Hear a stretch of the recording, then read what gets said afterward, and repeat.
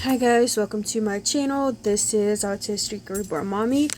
If you are new here, welcome. Please make sure to subscribe, give us a big thumbs up, click the notification bell, then click all to get notified every time we upload a video and when we go live.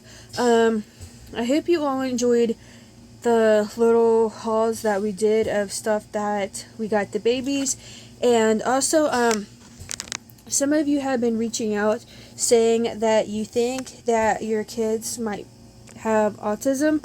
I want to clarify that, just being correct here, because some people might not know, is you don't say that they have autism, you say that they are autistic, because some people refer to it as just saying that, like, I'm autistic because it's something that's part of them, not something they have.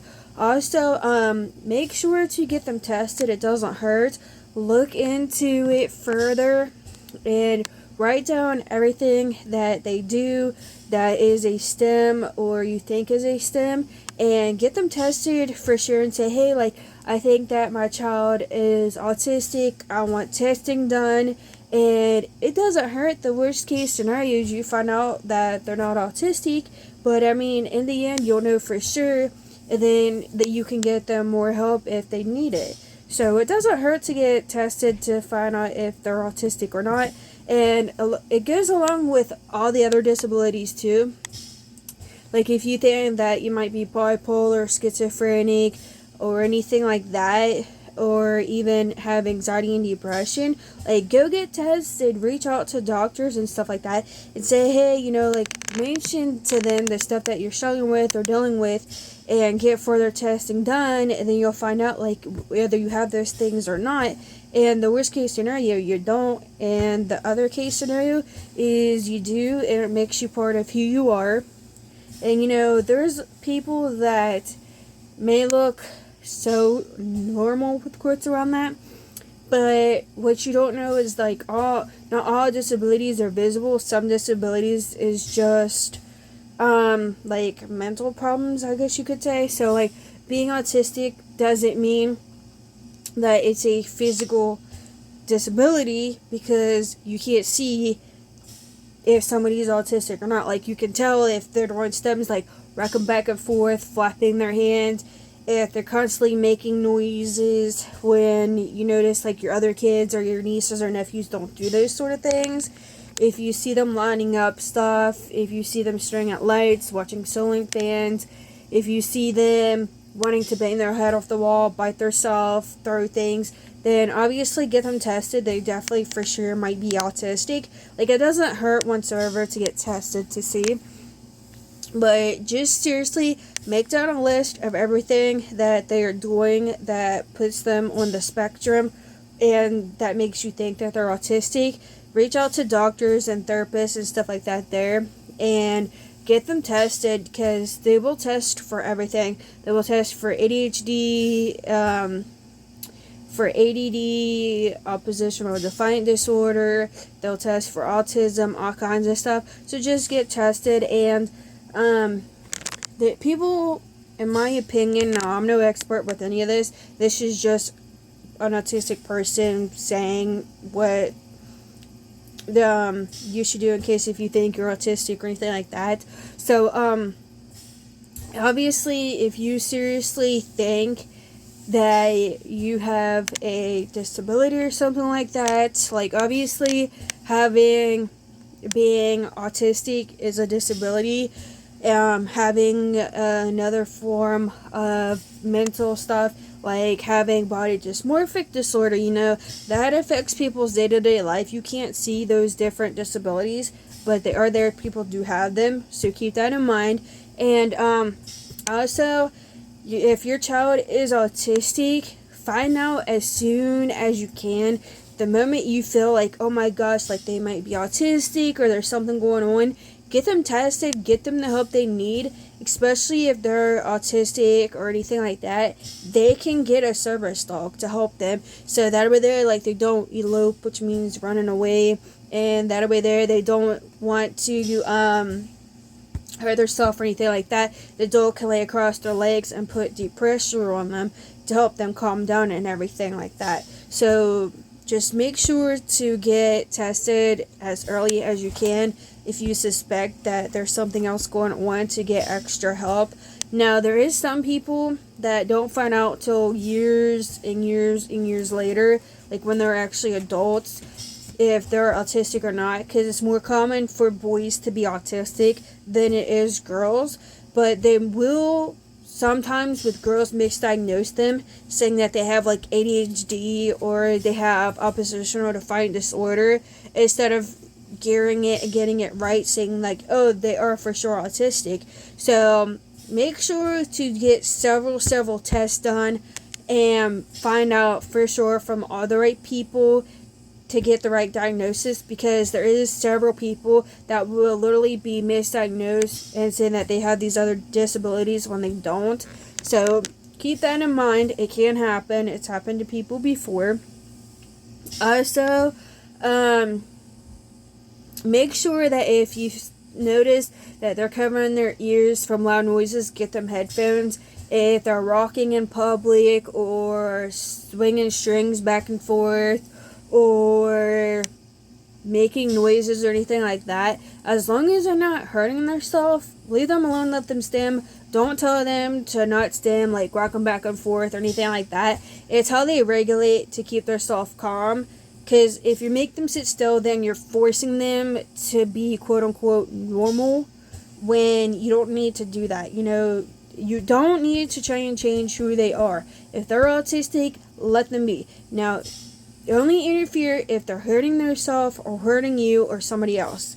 Other than that, let them stim, let them be. Okay? Because there is people, well, they will send their kids to different places and they will try to have them not stem or anything like that to be quote normal.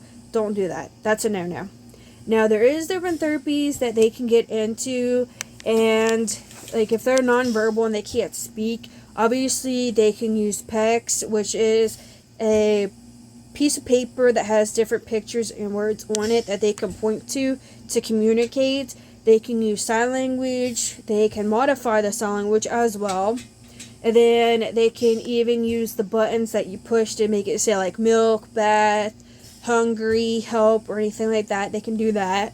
They can also have an AAC device. So what that is some insurances pay for a tablet that only has certain apps on it so they can communicate. So it'll have... Sorry about that. So it'll have like it'll say, I want chicken, or want chicken, or play, or TV, or stuff like that on it. And they click on it, and when they click on it, then you can repeat what it says so you can fully understand what they're saying. Even if it's just play, still have them play it. And eventually they will pick up if it's the right source of communication for them. Like, oh, I hit play, that means that I get to play.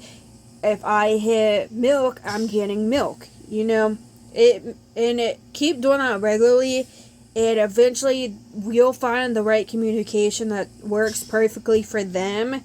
And also, it'll make it a lot easier on them, because when they're nonverbal, they do get irritated because they want to communicate, but you have to find the source and what works for them to communicate. Okay? So, obviously, they can also get very irritated and snap in a matter of seconds, too.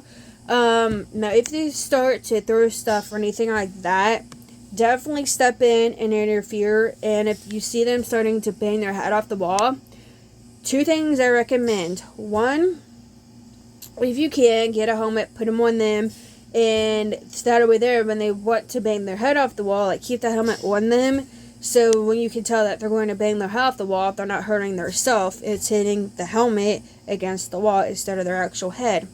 The other thing you could do is you could get one of those soft mats that people has in like their gym classes on the wall. Put that on the space where you notice they hit their head on the wall at. That'll help. And the last thing you could do is just interfere, get in, stop them from banging their head off the wall in general. So any of those I would seriously do, because they don't need to be hurting themselves, getting a concussion or anything like that by banging their head off the wall.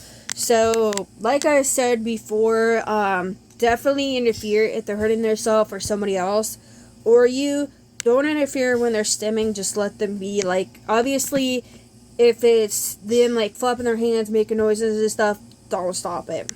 And especially in public, if they're having a meltdown and everything like that, and you notice that the lights and the loud noises and everything is too much for them, take them outside, give them time to calm down, and once they calm down, talk to them until when they calm down, or sometimes like just give them a little bit of space to calm down, and then try again going back inside. Eventually they might get used to being in those environments with the bright lights and stuff like that, but if not, get them some sunglasses to help reduce the brightness. That might help. And definitely for the loud noises, get headphones. No, not headphones that plays music, because that can be too much for them sometimes. But get noise canceling headphones, that's earmuffs that just goes on their head to reduce the noise and block it out. And that should definitely help. Get them some like Play-Doh, kinetic sand, different kind of fidget toys and stuff like that. Find the stuff that they like. It's okay if they like kid stuff, if they're an adult, and it's okay if they're a kid and like younger age kid stuff. It doesn't matter. As long as it's cool with that they can play with that matters. And it's fine, even if they're an adult that's autistic, and they need to have Play-Doh and stuff like that to play with. Who cares? There's other people out there that needs those things too. They're just like you, except in a way they're different, because that everybody that's autistic likes the same stuff or does the same stuff. Just remember that. So hope this teaches you all, and hope this helps for those who have reached out saying that they think that their child might be autistic. Just wanted to help you out with getting some assistance and everything like that. If you have any more questions, feel free to reach out. I will help you as much as I can. Also, we will be having some box openings. Something says next month, so be prepared for that. It will be live streams. The babies are doing good. We are going to a center tomorrow to take a tour of it to see about maybe having the babies. And it's only going to be Tommy and June will be the only two, because since they are a bit older, we are going to see about them going to a center like once or twice a week, and then we will for sure go home